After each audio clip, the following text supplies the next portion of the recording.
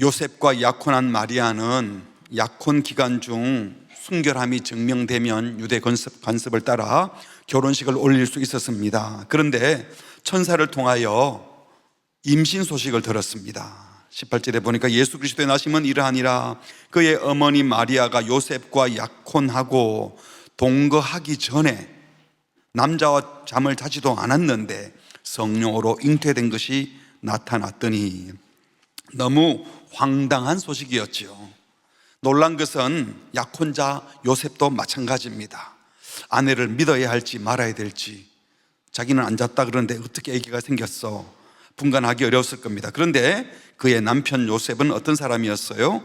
의로운 사람이라 그를 드러내지 않고 아내와의 관계를 조용히 끊고 마리아가 더 크게 다치지 않게 하려고 했습니다. 결혼 안 하고 아기 배웠다 그러면 돌에 맞게 되어 있거든요. 그때 천사가 말을 했어요. 20절, 이 일을 생각할 때에 주의 사자가 현몽하여 이르되 다윗의 자손 요셉아, 네 아내 마리아 데려오기를 무서워하지 말라. 네 아내가 다른 남자랑 잠잔 것이 아니고 그에게 잉태된 자는 성령으로 된 것이다. 그러니 무서워하지 말고 하나님이 하시는 일을 받아들이라고 한 겁니다. 그러면서 천사가 말을 합니다. 아들을 낳을 텐데 이름을 뭐라고요? 예수라 하라. 이 예수란 이름의 뜻은 이사야, 여호수아, 호세아, 발음이 좀 비슷하죠? 성경에 나오는 이름들하고 같은 의미인데, 여호와는 구원이다, 구원이라는 뜻이 있어요. 유대인들이 우리나라 영희철수처럼 자주 쓰는 이름입니다. 요셉도 딱 들으면 무슨 뜻인지 아는 이름이었습니다. 그런데 천사가 그 뜻을 이렇게 설명해 주었습니다. 그냥 구원이 아니고 이는 그가 자기 백성을 그들의 죄에서 구원할 자이기 때문에 예수라고 지어라고, 구원이란 뜻인데 자기 백성을 그들의 죄에서 구원할 자이다. 마리아가 성령으로 잉태한 아기는 구원자, 메시아라는 겁니다. 얼마나 벅찬 소식이었겠습니까? 인류를 구원할 자이기 때문에 이름을 예수라 하라. 흔한 이름 같지만 흔하지 않다는 것이죠. 그런데 이 메시아는 이스라엘이 당시 당하고 있었던 로마의 공격, 경제적 어려움, 육체의 질병에서 구원하는 자가 아니라 그들의 죄에서 구원할 자로 오셨다고 하셨습니다. 여기서 천사가 이름에 대하여 설명을 하며 인용한 말씀은 시편 130편 8절 말씀을 그대로 인용한 겁니다. 같이 읽을까요? 그가 이스라엘을 그의 모든 죄악에서 속량하시리로다. 이 시편 기자는 메시아를 소개하면서 장차 올 메시아는 그의 모든 죄악에서 속량할 분이다. 근데 지금 예수가 바로 구원자인데 인류를 그들의 죄에서 구원할 자로 성경의 예언을 성취하러 오셨다고 말씀하신 것이죠. 그러면서 예수라고 이름 붙여야 하는 이유를 22절에서 분명히 말씀합니다. 이 모든 일에 된 것은, 이렇게 예수가 태어나고 인류를 죄에서 구원할 자로 오시는 분인 것은 주께서 선지자로 하신 무엇을 이루려? 말씀을 이루려 하심이니. 구체적으로 어떤 말씀을 이루기 위함입니까? 23절에 나오죠. 보라, 처녀가 잉태하여 아들을 낳을 것이요 그의 이름을 임마누엘이라 하리라 하는 이 말씀, 이걸 이루려고, 이걸 번역하면 하나님이 우리와 함께 계시다라는 뜻인데, 그 예언을 성취하기 위해서 예수님이 탄생하셨다는 것이죠. 여기 처녀 잉태와 임마누엘에 대한 예언은 이사야 7장 14절 말씀을 그대로 인용한 겁니다. 한번 같이 읽어볼까요?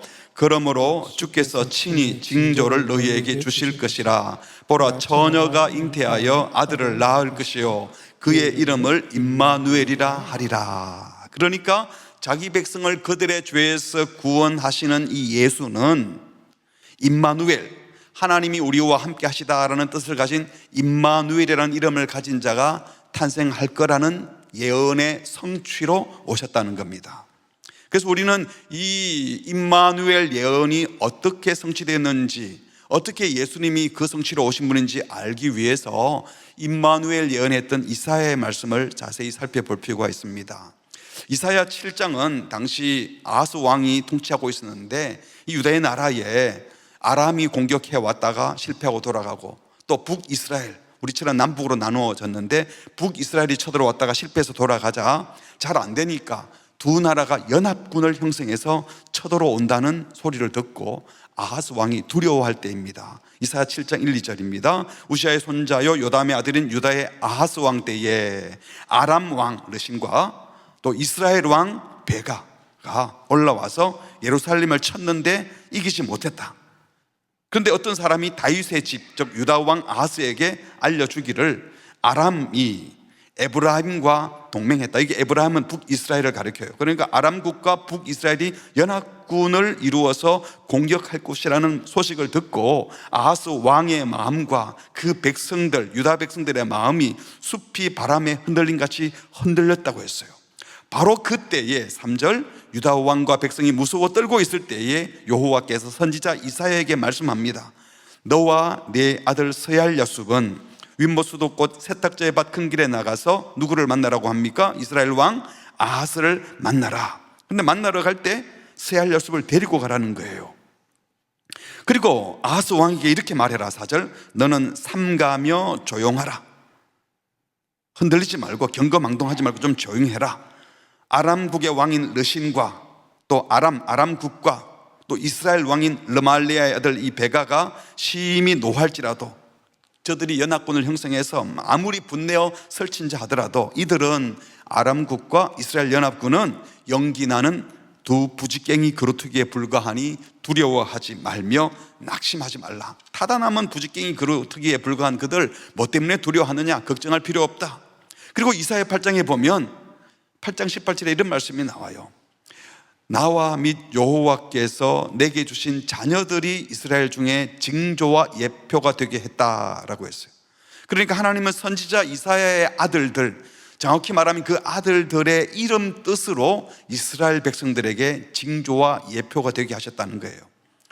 그래서 하나님이 이사야 선지자를 아하스 왕에게 보내면서 아들 누구를 데리고 가라고 했습니까? 스얄야숲을 데리고 가라고 했어요. 그 스얄야숲이란 이름 뜻이 뭔가 하면 남은 자가 돌아오리라, 남은 자만 돌아오리라, 이런 뜻이에요. 그러니까 아하스 왕에게 가서 말하는 겁니다. 왕이시여, 왕께서 지금 아람 이스라엘 연합군 형성해서 온다니까 막 두려워하는데 그러지 마십시오. 저 사람들 다 하나님의 계획 속에 망하게 되어 있습니다. 내가 데리고 온 아들 이름 아시죠? 스얄야숲.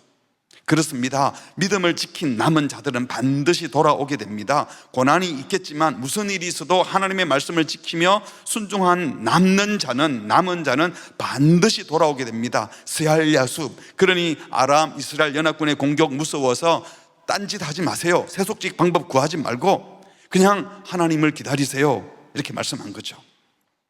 이런 상황에서 하나님께서 아하스 왕에게 계속 말씀하십니다. 이사야 7장 10절 여호와께서 또 아하스에게 말씀하여 이르시되 너는 네 하나님 여호와께 한 징조를 구하되 깊은 데에서든지 높은 데에서든지 구하라. 하나님의 도우심을 징조로 구하라고 했어요. 그런데 아하스가 뭐라고 합니까? 나는 구하지 아니하겠나이다. 그리고 나는 여호와를 시험하지 아니하겠나이다. 언뜻 보면 아하스 왕이 하나님을 신뢰하기 때문에 하나님 시험한 일 하지 않겠다, 이런 말처럼 보여요. 하지만 유다 왕 아하스는 이미 아람 이스라엘 연합군 공격이 온다고 하니까 당시 초강대국이었던 이집트와 아시리아의 도움을 구해둔 상태였습니다. 인간적인 조치를 다 해두었기 때문에 하나님의 도움 따위는 필요가 없었던 겁니다. 그래서 그런 징조 안 구하겠습니다. 그래서 하나님께서 이런 아하스 왕을 꾸짖으십니다. 이사야를 통해서 말씀하시기를 다윗의 집이여, 아하스 왕이여, 이 말이죠. 원하건대 들을지어다. 너희가 사람을 괴롭히고서 그것을 작은 일로 여겨 지금까지 백성들을 괴롭히니 이제는 또 나의 하나님을 괴롭히느냐? 하나님의 도움도 거부하며 너의 힘으로 나라를 지켜보겠노라고 하는 이 태도가 하나님의 마음도 괴롭게 하는 줄을 모르느냐? 그러므로 징조를 구하라 해도 구하지 않으니 너희들이 하나님의 도움을 거부하고 인간적인 방법으로 이미 강대국 이집트 아시리아의 도움을 구하고 있으니 내가 나를 믿지 않고 세상적 방법으로 문제를 해결하려고만 하니 내가 친히 징조를 주겠다. 주님이 친히 징조를 주겠다. 네가 원하지 않아도 하나님이 주권적으로 징조를 주겠다는 거예요. 그래서 주님이 친히 주시는 징조가 무엇입니까? 14절 후반절, 보라 처녀가 잉태하여 아들을 낳을 것이요 또 이름을 임마누엘이라 하리라. 아까 스얄 야숲을 이야기했는데 이제는 임마누엘, 임마누엘의 임마는 함께 하다 이런 뜻이고요, 누는 우리를 가리키고 엘은 하나님입니다. 그러니까 하나님이 우리와 같이 계신다, 하나님이 우리처럼 되신다 이런 뜻이에요. 이게 유다 왕과 백성들이 하나님 안 믿고 하나님 주시는 징조도 거부하고 인간적인 방법을 구하면서 딴 길로 가고 있지만, 너는 지금 계속 딴 길로 그쪽에 구원이 있는 줄 알고 그쪽으로 가지만 내가 친히 징조를 주어 내가 너희들을 버리지 않고 너희 편이 되어서 너희와 함께 하면서 너희들을 구원할 거다, 이런 말씀인 거예요. 여기서 중요한 징조는요, 어떻게 처녀가 아들을 낳아, 이게 징조가 아니라 이것보다는 그 기적으로 태어난 사람의 이름이 임마누엘이라 하는 것이 중요한 징조입니다. 계속 지금 이름에 대해서 이야기하고 있지 않습니까? 이사야 7장 14절에 이 처녀, 히브리어로 처녀란 말은 구약의 언어 알마를 썼는데요, 이건 동정녀를 가리키는 단어이기보다는 1차적으로는 젊은 여자를 가리키고 2차적으로 어떤 때는 처녀를 가리킬 수도 있어요. 만약 처녀임을 강조하고 싶었다면 다른 단어를 썼을 거예요. 근데 이사야 7장 14절에서는 주님이 주시는 징조의 핵심은 이 여자가 처녀다 이걸 강조하는 것이 아니라 처녀가 아이를 낳을 것인데 그 이름이 임마누엘이다, 이게 징조의 핵심입니다.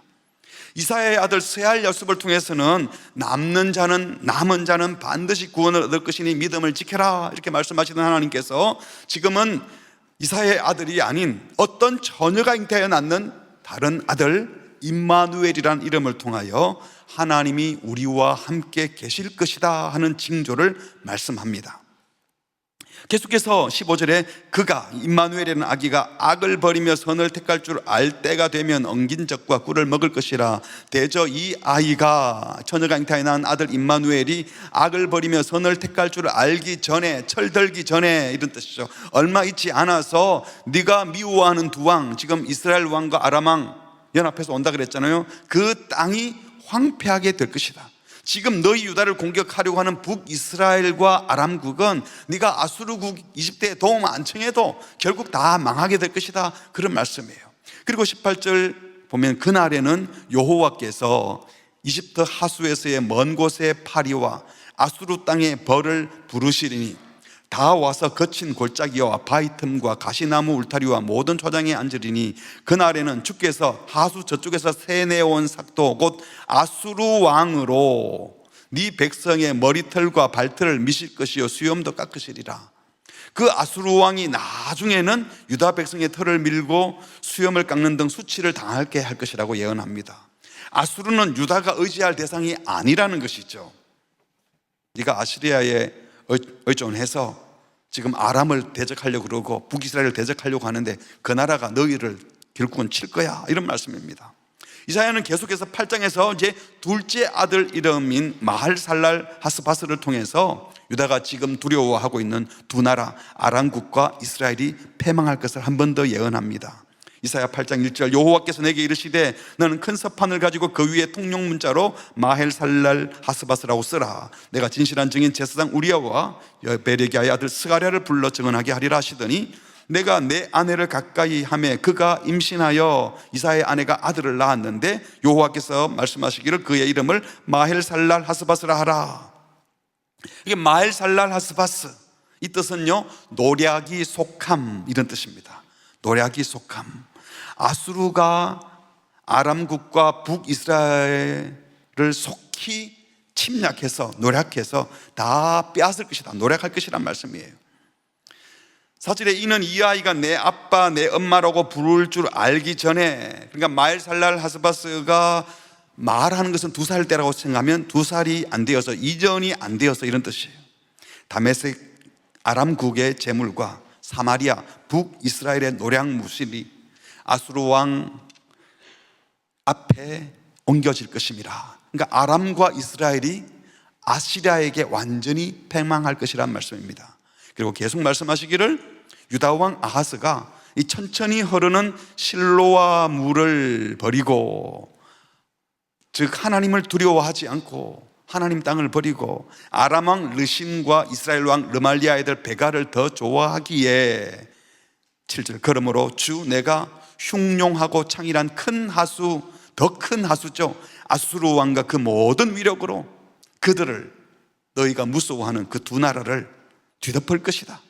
그 모든 골짜기에 차고 모든 언덕에 넘쳐 흘러 유다에 들어와서 이제 아시리아가 아람과 이스라엘만 무너뜨리는 것이 아니라 유다에까지 공격해 와서 목에까지 완전히 죽일 때까지 공격할 것이다. 실제로 나중에 아수르가 유다를 공격하잖아요. 히스기야 왕 때 사네립이 와서 거의 넘어뜨리게 할 뿐까지 오는 것을 얘기하는 겁니다. 그래서 임마누엘이여, 아수르의 이 맹렬한 기세 앞에 자기도 모르게 터져 나오는 감탄사입니다. 임마누엘이여, 하나님이 우리와 함께 하신다고 했는데 이 아수르가 우리까지 공격하네요. 그가 펴는 날개가 네 땅에 가득하리라 하셨느니라. 아수르의 공격이 유다 땅까지 임할 것을 안타까워하는 말씀이죠.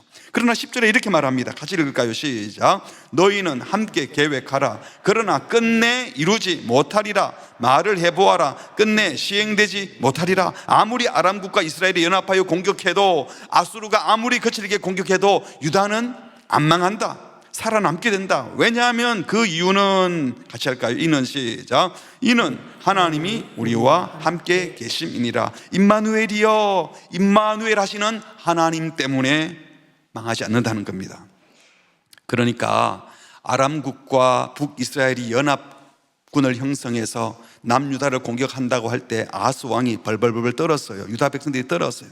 그때 스얄 야숲 데리고 가서 남은 자는 반드시 돌아온다 라는 말씀으로 소망을 주었죠.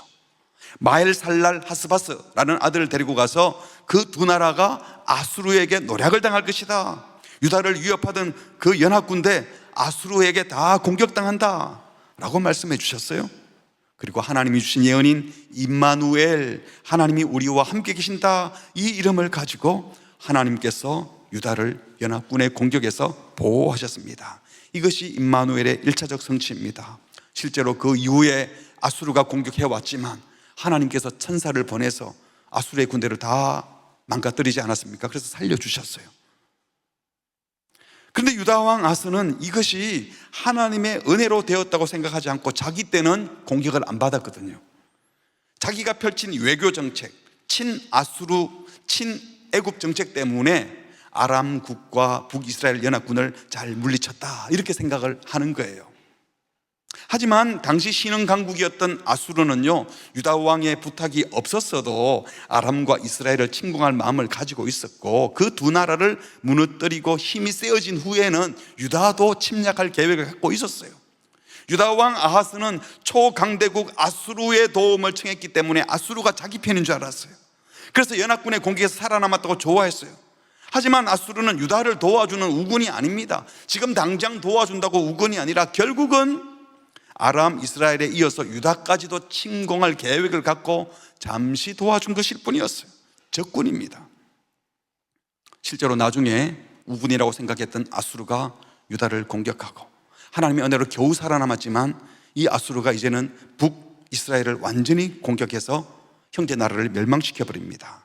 이렇게 될 줄을 몰랐던 유다는 하나님을 의지하지 않고 아수르를 의지하여 살아남은 줄 생각하고 좋아했으니 얼마나 우스꽝스러운 일이겠습니까?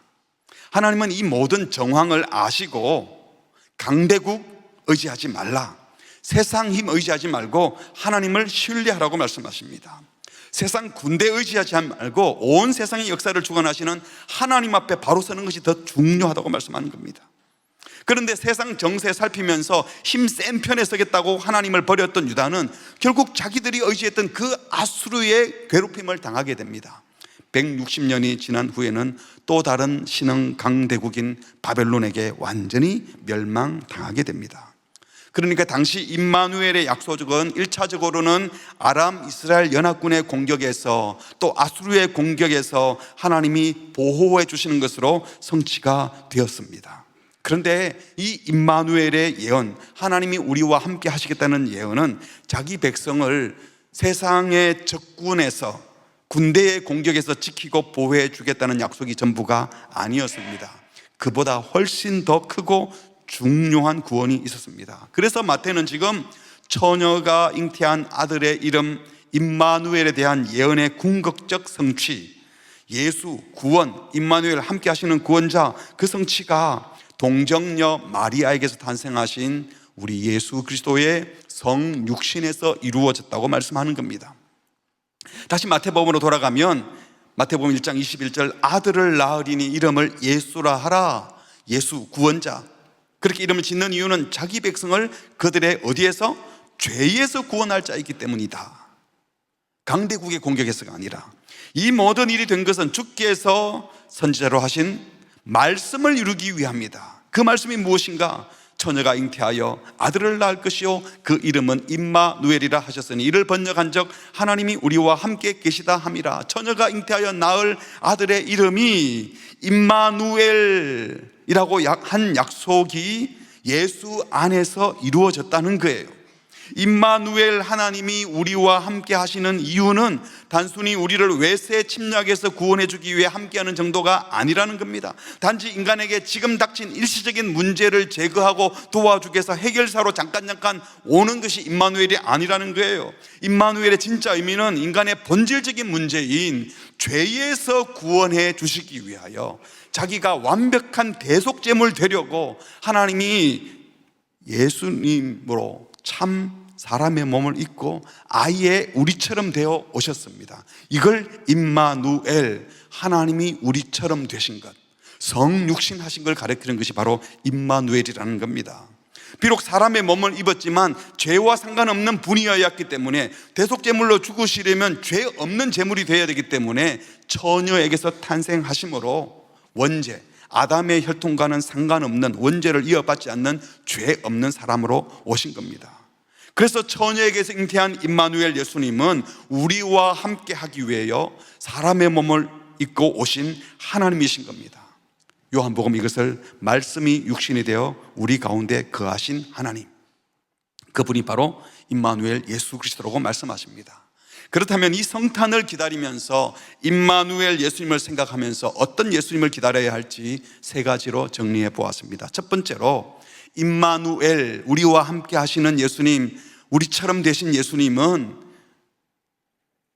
우리가 뭔가를 요구하면, 필요한 것이 있으면 그때마다 해결사처럼 달려와서 도와주는 분이 아니라는 겁니다.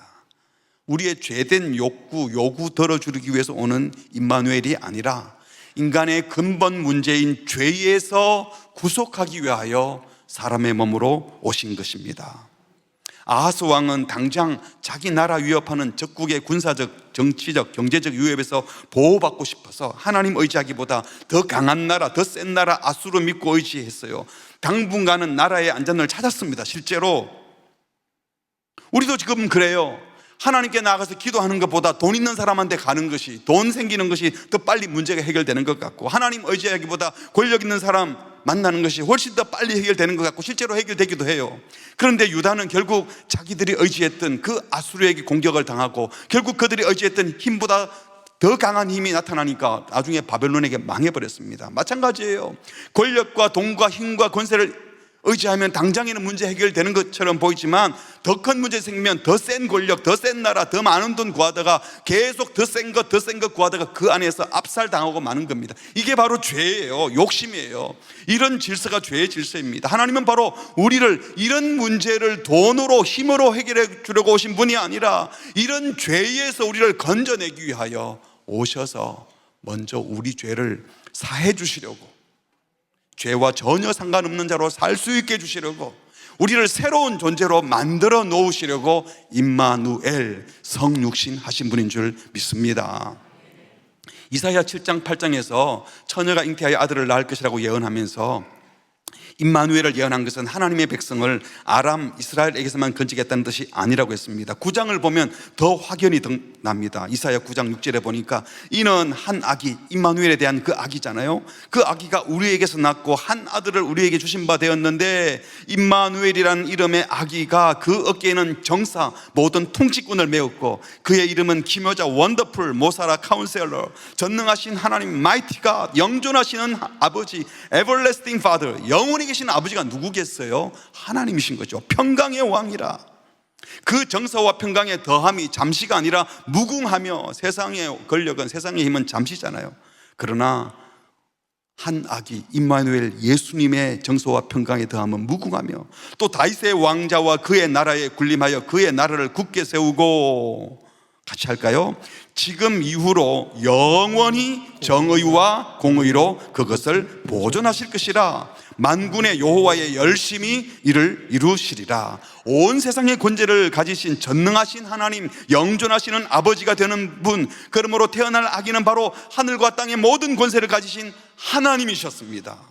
공평과 정의로 세상을 다스리고 평강의 나라를 만들 수 있는 하나님이십니다. 바로 참 하나님이신 메시아, 그가 사람의 몸으로 우리 곁에 오시겠다고 임마누엘 약속을 하신 것입니다. 하나님이 사람 되시어 성육신하지 않고는 방법이 없기 때문에, 그리스도의 대속적 죽음과 부활이 아니고는 인류를 죄에서 건져내어 하나님과의 관계를 회복할 방법이 없기 때문에, 사단의 권세에서 건져내려면, 하나님의 백성으로 살려면 예수님이 사람의 몸으로 오셔야만 했기 때문에 친히 임마누엘 하신 것입니다. 그래서 마태는 예수님 탄생에 대한 예언이 있었다고 하면서도 의도적으로 이사야 7장 14절에 처녀가 잉태하여 할 때, 이 처녀가 히브리 말로는 알마, 젊은 여자인데, 다시 그것을 옮길 때에는 우리 한글 번역처럼 동정녀 마리아가 예수를 잉태할 것을 예언한 것으로 다시 이해했습니다. 그리고 선지자가 예언한 궁극적 임마누엘은 바로 예수 그리스도임을 적시한 겁니다.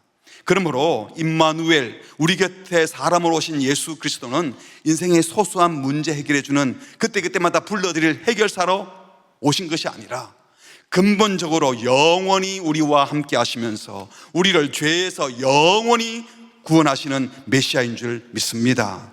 그가 사람의 몸을 입고 오셔야 했던 이유는 우리를 죄에서 구원하기 위하여 피 흘려 죽으시는 대속제물 되려고, 처녀에게서 잉태되어야 될 이유는 그가 완벽한 죄 없는 제물이 되기 위하여 사람처럼 죄 없는 하나님의 아들로, 참 사람으로, 참 하나님으로 오신 겁니다. 그 주님이 부활 승천하신 후에도 볼지어다 내가 세상 끝날까지 너희와 항상 함께 있으리라 하시며, 부르면 오시는 분이 아니고 이미 여기 와 계시고 우리 안에 계시고 우리와 함께 하시고 영원히 함께 하시는 분인 줄 믿으시기 바랍니다. 두 번째로, 임마누엘 예수님은 우리를 문제없는 평안으로 인도하기 위해서 오시는 것이 아니라 우리를 하나님의 온전한 자녀로 빚어주시려고 오셨습니다. 하나님이 하시는 일은 우리를 아람, 아수르와 같은 강대국의 공격, 원수들의 거친 공격에서 지키고 보호해 주기도 하지만 그게 목적이 아니에요. 만약에 안전과 평안이 목적이라면 우리를 원수의 손에서 건지겠다 말씀할 필요가 없죠. 아예 그런 원수들을 없애버리셔서 원수의 공격을 원천 차단하는 게 더 안 낫겠습니까? 하나님은 그럴 능력이 없어서 원수들을 내버려 두셨을까요? 하나님이 능력이 없어서 적의 공격을 원천 봉쇄시키지 않은 것 아닙니다. 힘 없어서 성도가 고난받을 때 그냥 내버려 두는 것이 아니에요. 우리가 지금 아프고 힘들고 문제가 있는 게 주님이 능력이 모자라서 그런 게 아니에요. 하나님은 우리가 고통과 문제와 시련을 통과하면서 하나님의 거룩한 형상에 이르기를 원합니다. 우리를 빚어 가시는 겁니다. 그렇습니다. 예수 믿는다고 하는 것은 예수님 때문에 모든 문제가 사라지는 게 아닙니다. 예수 믿는 사람에게도 억울한 일이 생기고 고민거리가 생깁니다. 아직 예수 믿기 때문에, 믿음으로 살려고 하기 때문에 이 세상에서 더 어려움을 당할 수도 있어요. 하나님이 우리와 함께 하신다는 것은 이 아픔과 고통과 문제가 있는 우리 곁에 오셔서 같이 아파하고 같이 눈물 흘리고 같이 고민하겠다는 겁니다. 힘이 없어서가 아니라, 해결할 능력이 없어서가 아니라. 그래서 주님이 우리와 동고동락하면서 함께 웃고 함께 울다가 우리가 점점 더 주님을 닮아가기를 원하는 겁니다. 내가 원하는 길이 뭔지 너희들이 알았으면 좋겠다. 내가 뭘 좋아하는지, 내가 뭘 싫어하는지 알았으면 좋겠다. 그래서 주님이 기뻐하는 일에 함께 기뻐하고, 주님이 안타까워할 때 함께 안타까워하고, 주님과 함께 말하고 함께 생각하는 사람이 되어가게 하시려고 임마누엘, 사람의 모양으로 우리 곁에 오셔서 우리와 함께 하시고 우리 안에 계시고 우리와 동행하시는 겁니다. 그래서 하나님이 우리와 함께 하시지만 고난이 찾아올 수 있고 고생스러운 일이 생깁니다. 예배드리는 가정은 부부싸움 안 할까요? 여러 번 하셨죠? 오늘도 하고 오신 분도 있을 거예요. 할 수 있어요. 자녀들이 심각한 문제를 일으킬 수도 있어요. 열심히 기도하는데 사건 사고가 생깁니다.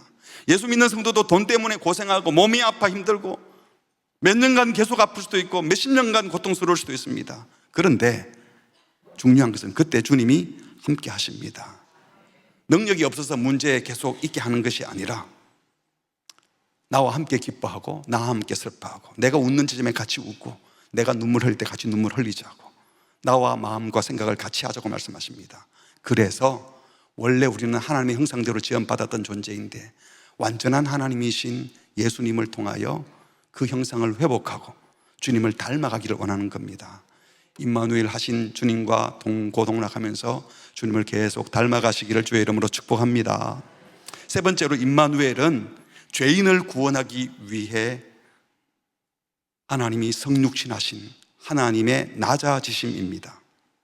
요한복음에서는 임마누엘을 이렇게 설명했죠. 말씀이 육신이 되어 우리 가운데 거하심에, 우리 가운데 오셔서 장막을 치심에, 이런 뜻이에요.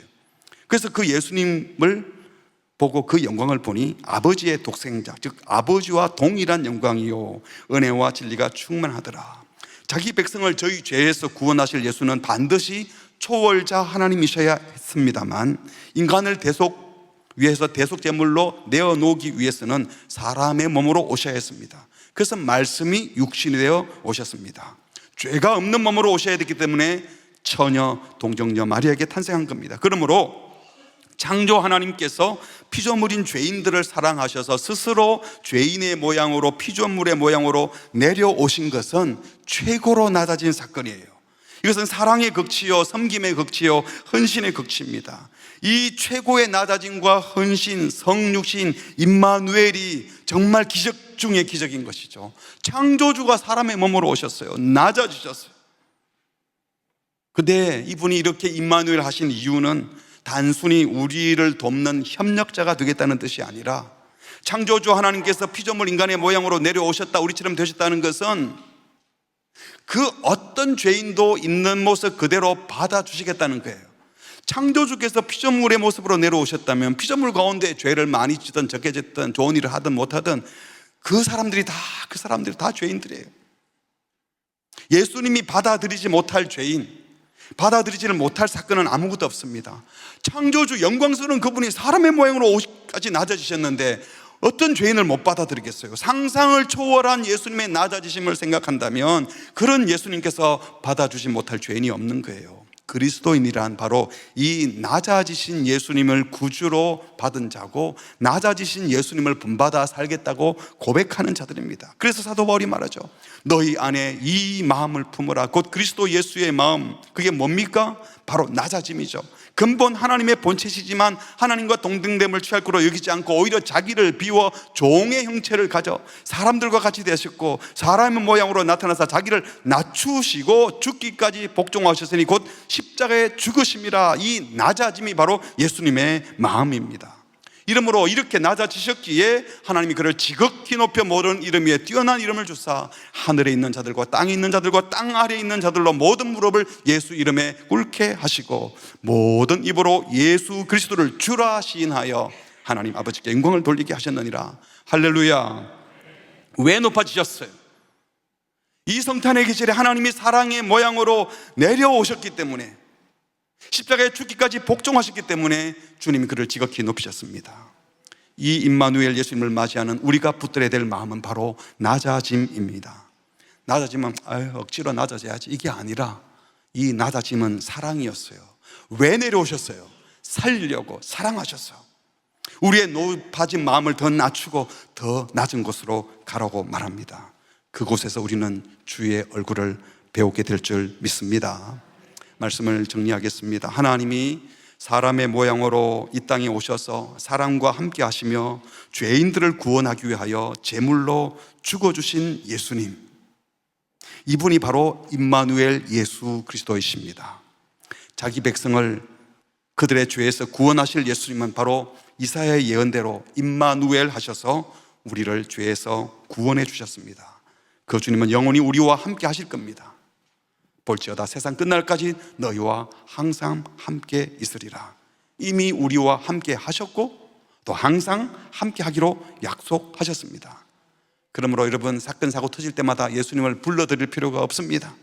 이미 우리 곁에 오셨고 우리 속에 계시고 우리 곁에 계시고 우리와 함께 계시기 때문입니다. 우리는 예수님의 도움이 필요한 존재들이 아닙니다. 그분이 우리의 주인이기 때문에 우리는 그분과 연합하고 그분과 동행해야 될 존재인 줄 믿습니다.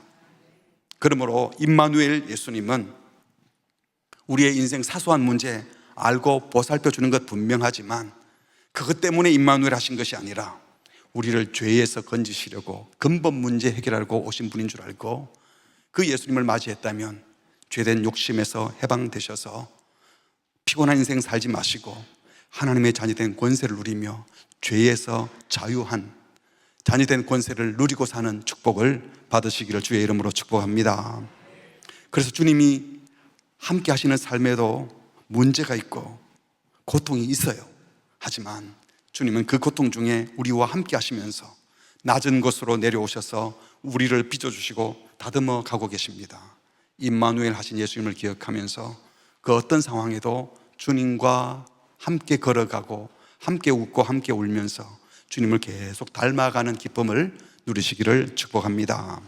마지막 세 번째로, 예수의 탄생을 기뻐하고 주님을 모시고 살고 싶은 성도라면 낮은 곳에 임하신 예수님과 함께 낮은 곳으로 가기를 기뻐해야 합니다. 우리 인생의 대부분의 염려와 근심, 스트레스는 떨어질까 봐요. 떨어질까 봐, 돈이 더 부족해질까 봐, 사람들에게 무시당할까 봐, 내 자존심 상할까 봐, 힘들어질까 봐. 하지만 예수님처럼 낮아지기를 기뻐하고 낮아지기로 작정한 사람, 임마누엘 하신 하나님을 바라보는 자는 남을 높여주려고 하고 다른 사람을 섬기려고 하고 세워주려고 하기 때문에 그런 스트레스가 사라지고 오히려 행복해질 것입니다. 사랑이 기꺼이 낮아지는 것을 허락해 줄 것이고 사랑 때문에 낮아지는 것을 즐기게 해 주실 것입니다. 사랑하여 기꺼이 낮은 곳으로 내려가는 그곳에서 주님을 배우는 우리 모두가 되시기를 주의 이름으로 축복합니다. 우리 함께 찬양하겠습니다. 주님 이곳에, 주님 이곳에 우리와 함께 하시네. 임마누엘 하신 주님이 우리를 죄에서 구속하시고 고난 중에도 함께 하시면 우리를 빚어가시고 결국은 우리로 하여금 더 낮은 곳에서 사랑을 실행하게 한다고 했는데 그 주님의 마음을 담기를 소망하며 함께 고백하겠습니다. 주님 이곳에, 주님 이곳에 우리와 함께 하시네. 나의 몸과 마음 경배 드리네. 주님 이곳에 계시네. 주님 이곳에, 주님 이곳에, 주님 이곳에 우리와 함께 하시네. 나의 몸과 마음 경배 드리네. 주님 이곳에 계시네.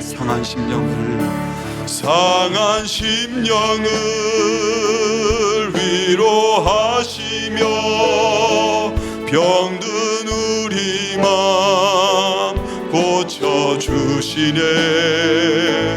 결박을 끊고 자유 주시네. 주님 이곳에 계시네. 상한 심령을 위로하시며 병든 우리 맘 고쳐주시네. 결박을 끊고 자유 주시네. 주님 이곳에 계시네. 주님 이곳에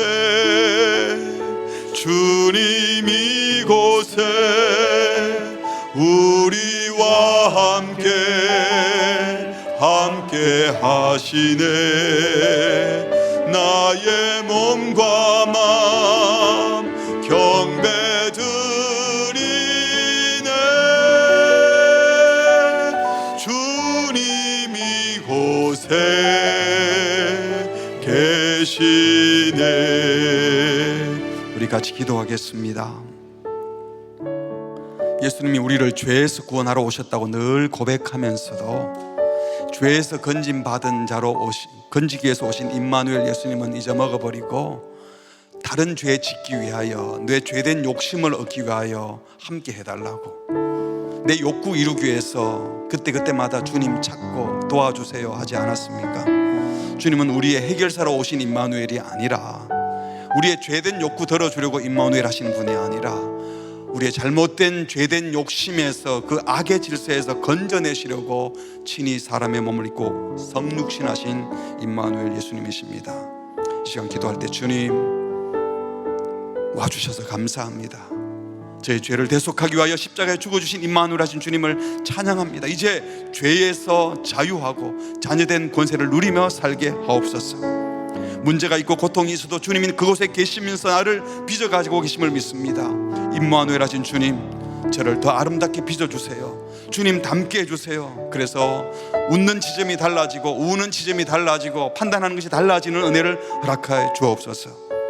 기꺼이 낮아지는 것을 즐기는 자가 되게 해 주옵소서. 주님 계신 그곳으로 낮아져서 사랑하여 기꺼이 낮아짐으로 주님을 만나 배웠고 주님과 동거동락하는 은혜를 허락해달라고 우리 합심해서 같이 기도하시겠습니다. 하나님 아버지, 오늘도 우리에게 말씀을 주셔서 감사합니다. 죄에서 해방시켜주시고 우리를 자유주시는 주님을 찬양합니다. 주님을 닮아가는 은혜가 있게 하시고 오늘의 주님과 함께 고난 중에 문제 중에도 우리를 빚어가시고 다듬어가지고 새롭게 하시는 주님을 만나게 하여 주시옵소서. 주님이 은혜를 베풀어 주셔서 이 삶을 가지고 나아갈 수 있도록 주여 은혜를 베풀어 주시옵소서. 예수의 특징을 주님을 하나님이여 성령을 주시는 양에서 하나님 기꺼이 낮은 것을 즐기는 은혜를 허락하여 주시옵소서. 주님을 마음을 가지고 주님 도와주시고 주님 우리에게 나타나 주시옵소서. 주님 우리에게 나타나 주여 우리와 함께하여 주시옵소서. 주 성령께서 우리에게 찾아와 주시고 말씀하여 주시옵소서. 주님 우리에게 나타나 주시옵소서. 주님 도와주시고 주님 주님 오늘도 말씀 도와주시옵소서. 하나님 곁에 지치고 힘드는 것이다. 우리 주님이 함께 계시고 같이 울고 계시고 같이 웃고 계시고 우리를 빚어가고 계심을 알게 하여 주셔서 하나님이여 주님과 동행하는 주님과 함께하는 함께 도와주시옵소서. 하나님이 은혜를 베풀어 주시옵소서. 도와주시옵소서. 주여 도와주시옵소서.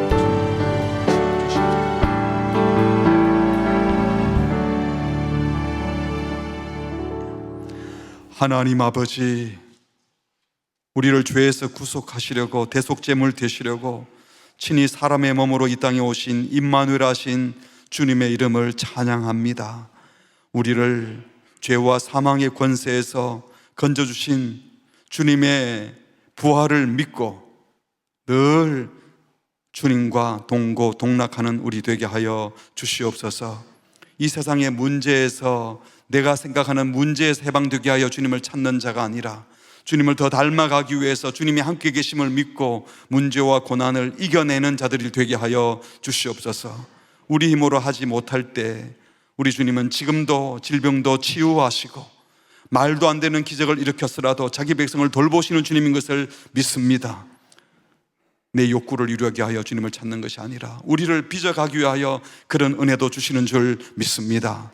주님과 함께하는 자들 되게 하시옵고 주님이 가셨던 것처럼 더 낮은 곳으로 내려감으로, 사랑해서 내려감으로 그곳에서 주의 얼굴을 배우는 자들 되게 하여 주시옵소서. 예수님의 이름으로 기도합니다. 아멘.